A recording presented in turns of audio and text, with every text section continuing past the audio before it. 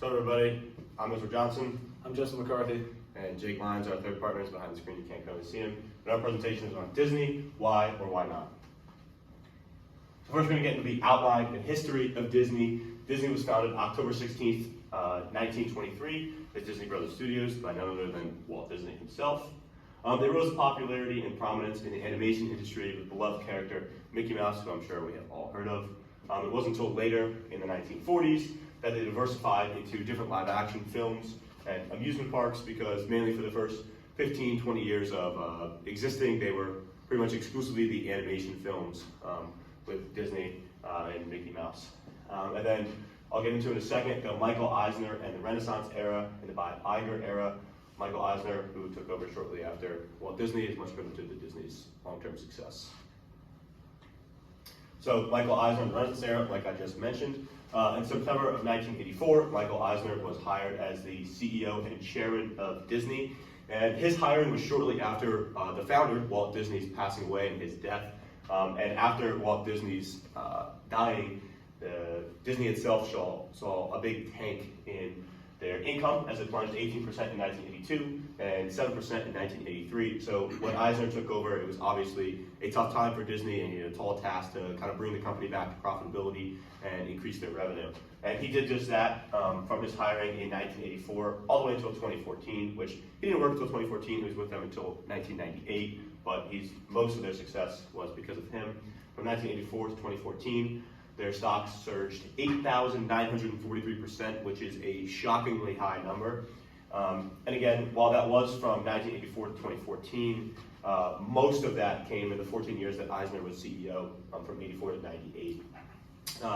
Eisner is much credited for making a switch in Disney's financial focus, which we'll get into in a minute when you can see the income statement. You can really see it financially.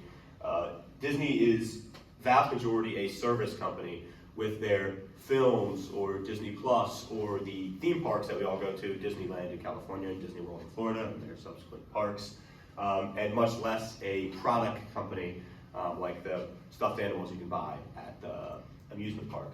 So Eisner is credited for making that financial focus, and one of the big things that he first did that really helped him out is he put a focus on the service aspect and discovered that raising tickets to the theme parks by just $1 would net Disney an extra $30 million in extra revenue, and they didn't think that increase in $1 would really change the demand for tickets at all, and it really didn't. So that was one of the things that Michael Eisner did early on that really helped Disney out. Now we'll get into the Bob Iger era. In a surprise move, Disney reappointed Bob to return as chief executive for a 2-year term, effective immediately. He pre-placed Bob Chapek, Iger's hand-picked successors who took over in February 2020. Iger served at the helm of Disney for 15 years, including nearly 2 years as executive chairman. Before his retirement at the end of 2021, during his short term, Chapek faced a pandemic that shut down the theme parks, and obviously you can't go to the theme parks. That's one of Disney's biggest profitable events that we just saw. You raise it by $1, you make an extra $30 million. So when you're not able to go to the park, it kind of affects this whole brand overall. Shut down theme parks and theaters, and expensive battle for streaming supremacy, because obviously during COVID a lot more people are staying at home watching movies, so the creation of Disney Plus really took off and was able to excel. Disney jumped on Iger's return, and it's not clear what Iger's strategy will be to revise earnings after COVID, but Chapek was largely following his plan. Now we're going to take a look into a proper analysis of Disney's financial statements. For their revenues in their most recent fiscal year, they accumulated $82 billion in revenue. Something to take note of is the depreciation and amortization of Disney, due to a majority of their business being amusement parks and other tangible assets. They are able to depreciate and amortize most of the assets. And at the bottom here, we see a net income of $3,145,000. Now we will take a look into the cash flow analysis. Something to note is in 2020, there was a vast majority of borrowings. Also, something to note is that Disney does not keep a lot of cash on hand compared to the rest of their industry. So now we'll take a look at the balance sheet analysis. Balance sheet analysis, we have the current assets. While there is a slight drop off between 2021 and 2022, it's really not that big of a deal. As we mentioned before, with their depreciation and amortization, Disney has a lot of tangible physical assets, especially with their amusement parks. And we're seeing that's very clear right here with parks, resorts, and other property dominating their amount of assets, and that's why we have that such high depreciation and amortization costs. Another thing to note is that their current assets and from 2021 to 2022 is very comparable with their current liabilities from 2021 to 2022, so it kind of tells us that they are able to pay off their debts if needed, so that's a good sign of health. Yeah, there really isn't too much else here to note, nothing really out of the ordinary compared to their industry counterparts, so pretty much good stuff.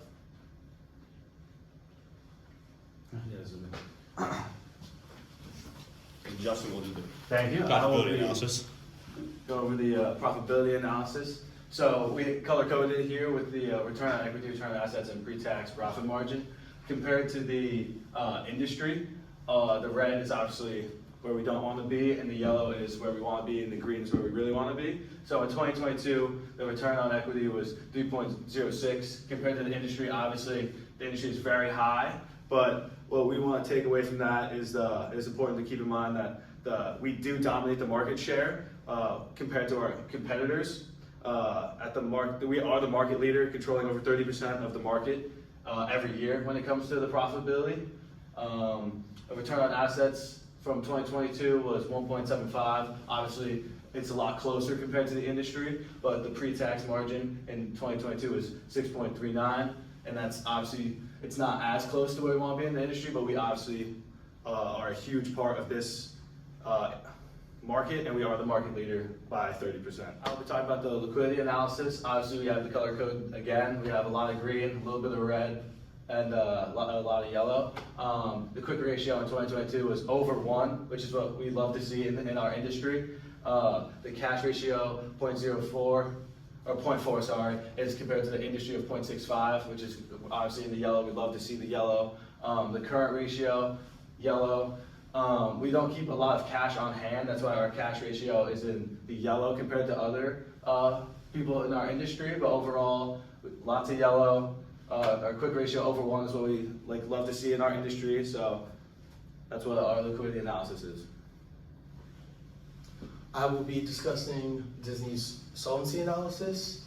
One thing to note here is that Disney uses stock to finance instead of debt. So as you can see, over the past 3 fiscal years, Disney has had an outstanding debt to equity ratio and debt to capital ratio. However, on the financial leverage side, we are working towards the industry, and for the debt to equity ratio and debt to capital ratio, we are doing better than most of the industry. Now I'll be talking about the stockholder analysis. In 2019, Disney decided to halt all dividends, and this is most likely due to the global pandemic or COVID-19. And Disney has a lot of equity in stockholders' equity, such as $100 billion. Excuse me. Yeah, so now looking to the stock price movement analysis, and here we have a nice chart and graph for you, Professor Saidi. I hope you like it. Disney is in the black, and the S&P 500 is in the blue, and this is a 10-year growth comparison. So as you can see, Disney does kind of model the S&P 500's growth, at least mildly closely over the 10 years. But one thing we just mentioned, and that we'll continue to mention, is that Disney is much more volatile than the S&P 500 is, and that's just because the S&P 500 is much more diversified, has much more diversification than one company like Disney. But over the 10 years, Disney has been outperformed by nearly 100% by the S&P 500. But something interesting to note, I didn't include this on here, but there is a 20-year growth comparison as well that Disney actually outperforms the S&P 500. But again, it's because of Disney's volatility that things like this happens. And one thing we will note in our final conclusion is that, as you can see, Disney is way down this second half of the chart, and especially this year itself in comparison to the S&P 500. Disney is massively underperforming compared to the S&P 500, and that is kind of something you could take into note if you were to invest in this company, is that while Disney is much more volatile, there is potentially more upside. So it kind of depends where you stand on risk, and if you're more risk adverse, you might be more willing to take on Disney. Now I'll be taking a look at the risk analysis. Both the value at risk and beta risk show that Disney is quite a volatile company. A beta risk of 1 or over 1 shows that there's high volatility in the company, and Disney has rather high volatility. Yeah, so now for our closing remarks, this is the exact same chart we just had 2 slides ago that I just talked about. As we mentioned, the S&P 500 has massively outperformed Disney over the past 10 years. But again, it kind of comes to how risk averse you really are as an investor. Personally, for us, we would not invest in Disney because it is more volatile or more risky, and a lot of the underlying ratios that we saw weren't necessarily super exciting for us as investors to want for us to invest in them. But like we said, Disney does have more potential upside, and this past year, I believe Disney is down around 20%, while the S&P 500 is not nearly down that much. So if you were to invest in Disney, now would actually be a decent time, just because of how low their stock price is in comparison to the S&P. But for us as a group, we would recommend for you to not invest, at least for the time being, just because of the volatility of Disney, and their underlying metrics are not necessarily something that screams invest. And finally, they aren't super efficient in profiting from their revenue. While they may be a market leader, dominating over 30% of the market and generating the most revenue, they're not always the most efficient with it, and they don't always bring out the most income and profit at the end of the day. So thanks for listening. Thanks for watching. Thank you. Yeah.